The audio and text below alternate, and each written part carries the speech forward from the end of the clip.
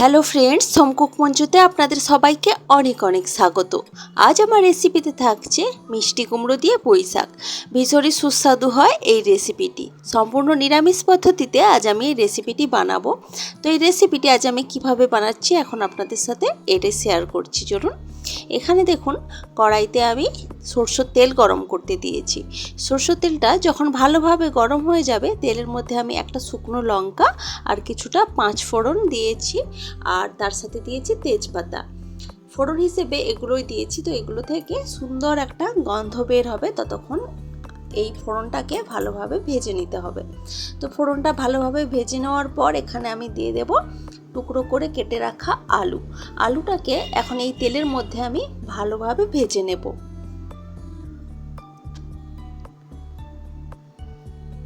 বেশ কিছুক্ষণ আলুটাকে এইভাবে নাড়াচাড়া করে ভেজে নেওয়ার পর এখানে আমি দিয়ে দেব ডুমো করে কাটা মিষ্টি কুমড়ো।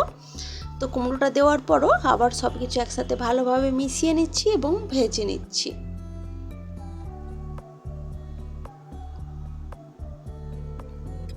তো কিছুক্ষণ আলু আর কুমড়োটা একসাথে ভেজে নিলাম, সুন্দর একটা কালার চলে এসেছে কুমড়োর মধ্যে। তখন আমি এর মধ্যে দিয়ে দিলাম টুকরো করে কেটে রাখা বেগুন আর পুঁই শাকের যে ডাঁটাগুলো শক্ত হয়, সেই শক্ত ডাঁটাগুলো আমি এর মধ্যে দিয়ে দিলাম। শাকটাকে আলাদাভাবে কেটে রেখেছি, ওটা পরে ব্যবহার করব, কারণ ওটা খুব কম সময়ে রান্না হয়ে যায়, কিন্তু ডাঁটাটা টাইম লাগে একটু, সেই জন্য ডাঁটাটা আলাদাভাবে কেটেছি এবং এখন দিয়ে দিয়েছি। তো সব কিছু একসাথে এখন ভালোভাবে ভেজে নিচ্ছি।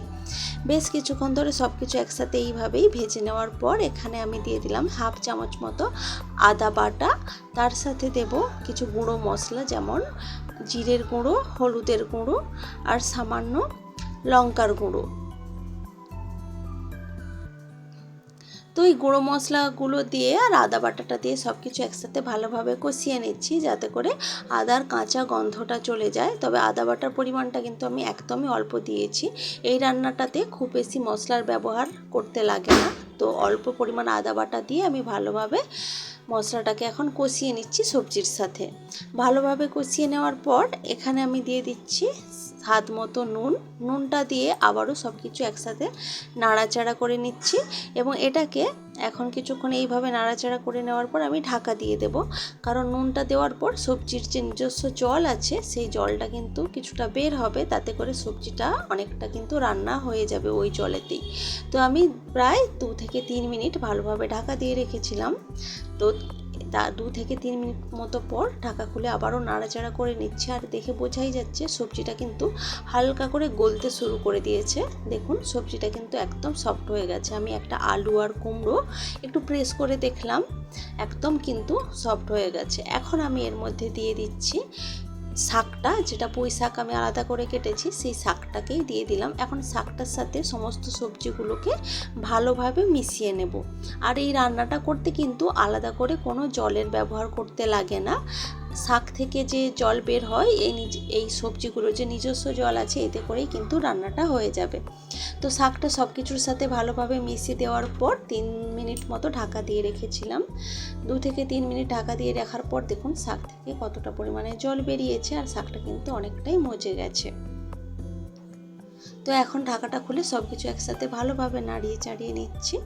এখন আমি এর মধ্যে দিয়ে দেব সামান্য পরিমাণে চিনি। এই রান্নাটাতে সামান্য পরিমাণে চিনি ব্যবহার করলে রান্নাটা খেতে অনেক বেশি ভালো লাগে রেসিপিটি। তো সামান্য পরিমাণ চিনি দিয়ে সব কিছু একসাথে ভালোভাবে আবারও মিশিয়ে নিচ্ছি।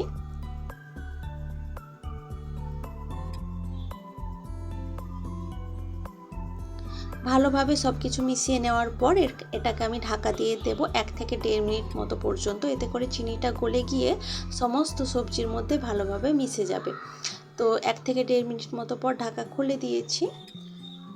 তো ঢাকা খুলে আবারও কিন্তু একটু নাড়াচাড়া করে নিচ্ছি, আর এই পর্যায়ে কিন্তু আমাদের মিষ্টি কুমড়ো দিয়ে পুঁই শাকের রেসিপিটি একদমই রেডি। খুবই কম সময়ে, খুবই কম মশলাতে এই রেসিপিটি কিন্তু তৈরি করে নেওয়া যায়। খেতে যেটা হয় দুর্দান্ত স্বাদের। তো রেসিপিটি আপনাদের কেমন লেগেছে সেটা কিন্তু অবশ্যই কমেন্ট করে জানাবেন। ভালো লাগলে লাইক, কমেন্ট, শেয়ার করবেন এবং প্লিজ আমার চ্যানেলটি সাবস্ক্রাইব করে আমার পাশে থাকবেন।